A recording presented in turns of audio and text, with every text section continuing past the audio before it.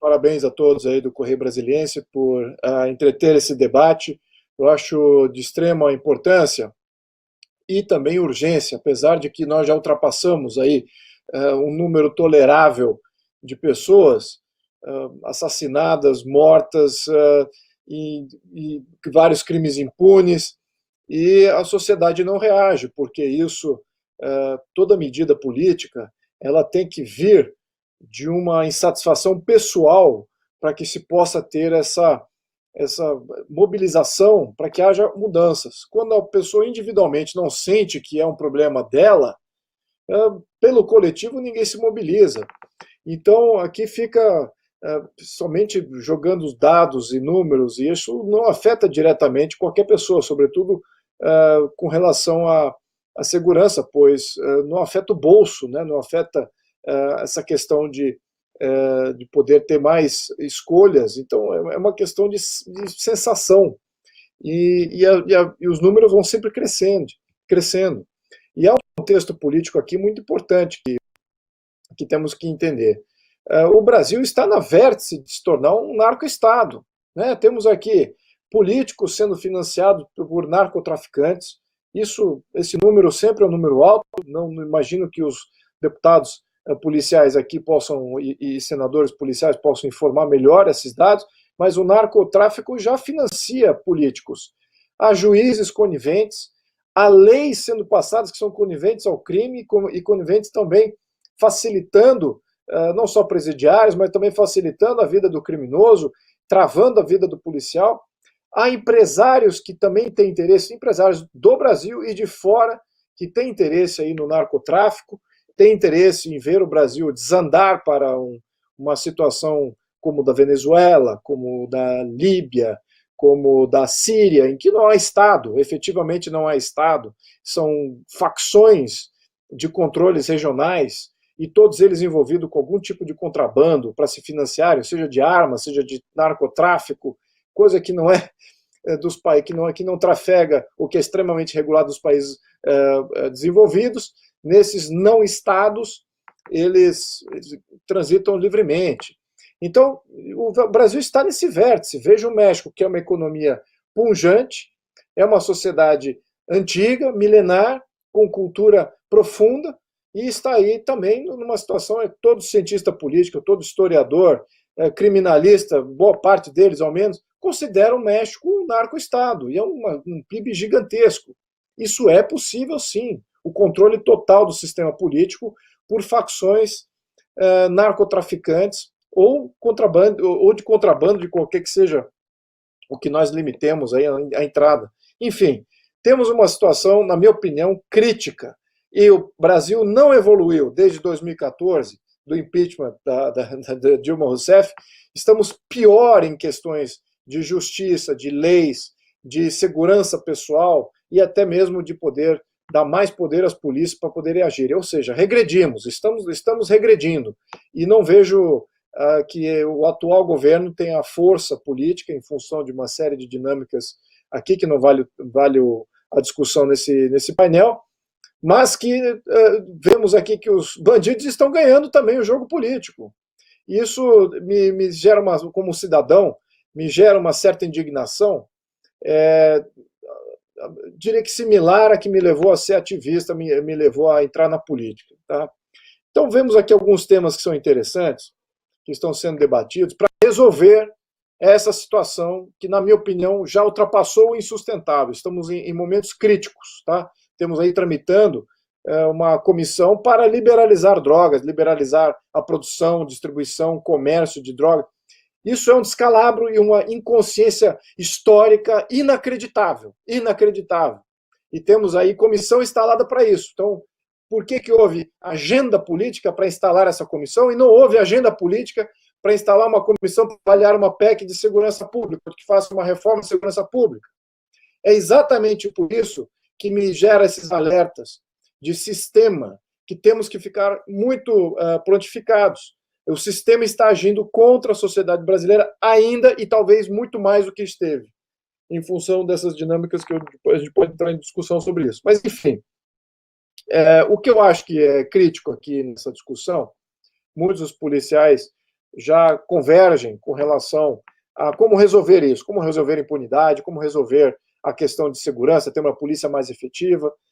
Temos sim que ter uma reforma interna das polícias, né, que as duas vertentes, tanto do ciclo completo quanto da carreira única. Eu acho que já está um debate bem maduro, ao menos dentro das polícias, e acho que nada melhor do que os policiais de trazerem isso à tona. Eu acho que um político, eu até me coloco como um desses, me sinto até me constrangido de eu propor isso, porque é uma reforma que tem que ser chancelada pelas polícias.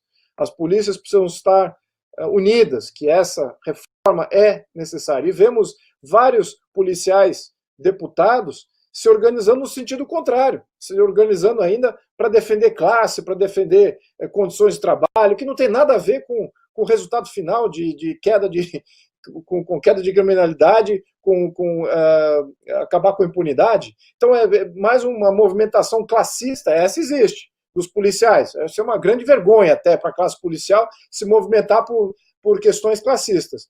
E quando você tem aí a sociedade ainda pagando um preço absurdo, impagável com relação à falta de segurança e impunidade. Então, acho que cabe sim aos policiais tomarem a liderança desse processo. Eu darei o total apoio e até empenho em poder ajudar no que for. No que for necessário, contem comigo, mas acho que os policiais precisam protagonizar essas duas mudanças. Agora, há outras mudanças que está fora, talvez, da exclusividade, aqui ao menos, da liderança policial, que tem a ver com que ajudam também a reforma. Né? Por exemplo, temos aqui uma situação em que o Brasil, ao menos, talvez o Marco Duval, que tem experiência fora do Brasil, eu tenho como imigrante, mas eu morei nos Estados Unidos, Europa, mas o que eu vejo aqui no Brasil é que a organização das polícias é mais em questões funcionais, né? Polícia Militar, Polícia Civil, Polícia Federal. E nos Estados Unidos, eles têm uma organização matricial, né? Além dessa organização funcional, né? SWAT, DEA, ou seja qual for a outra organização lá, Highway Patrol, tem também as polícias regionais, territoriais.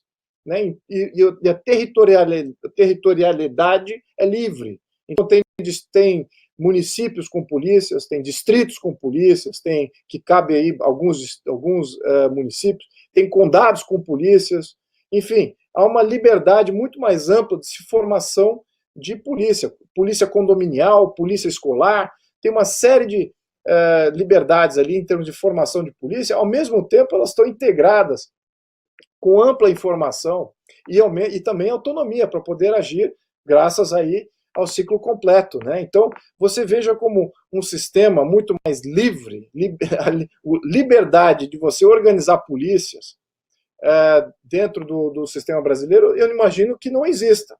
Ao menos não vi muitas propostas para isso, mas acho que deveria ter, né? Junto com essas subprefeituras terem polícia, prefeituras poderem ter polícia, sair dessa guarda municipal, que é, na minha opinião, ineficaz, e entrar para assim ter uma polícia municipal, acho que sim, por que não? Enfim, então acho que temos aí questões de mudança nesse sentido também, de organização territorial, não somente a funcional. Outras coisas que eu acho que também são paralelas a uma reforma nesses dois sentidos, o combate às drogas, como bem mencionado aqui o senador Duval, extremamente bom, muito bem pontuado. Se não combatermos isso com energia e com poder efetivo de Estado para mitigar qualquer tipo, tanto na distribuição, no consumo, mas também na produção, é uma guerra perdida. Então temos aí que ter muito foco nisso e liberdade ampla para isso, para fazer essas ações. Agora, é necessário também entender a dinâmica da onde vem o problema da segurança pública, né? Questões de favela, questões de o Rio de Janeiro, por exemplo, o Rio de Janeiro está se tornando um não-estado, né?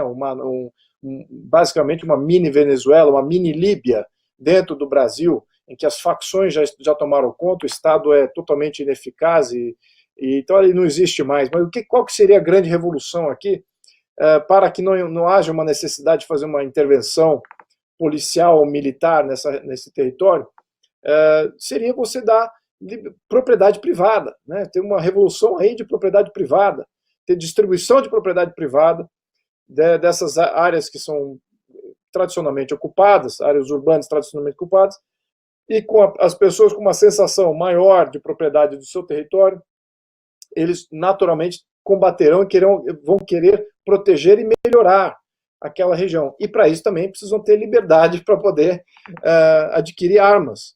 Isso também, acho que essas duas vertentes têm um impacto em segurança e podem até causar uma revolução nessas áreas que estão completamente desabastadas ou que o Estado não consegue entrar e nem quer entrar porque coloca em risco também os policiais. Então, acho que tem medidas ali que podem ser adotadas que também são interessantes. Então, nesse quesito, eu acho que eu pontuei aqui algumas mudanças que são necessárias. Fica aqui o meu apelo aos policiais para iniciarem os processos de agendamento junto ao presidente de Câmara, também ao presidente do Senado, para que se crie a comissão especial de avaliação dessas PECs que estão em trâmite, lembrando que isso é somente uma parcela de todas as medidas que nós precisamos efetivamente para ter uma política de segurança nacional, uma política de segurança pública muito mais efetiva. Mas temos que começar em algum lugar. Então, estou aqui à disposição e faço ao mesmo tempo, aproveito o tempo fazendo um apelo aqui aos policiais que iniciem esse processo. Muito obrigado a todos.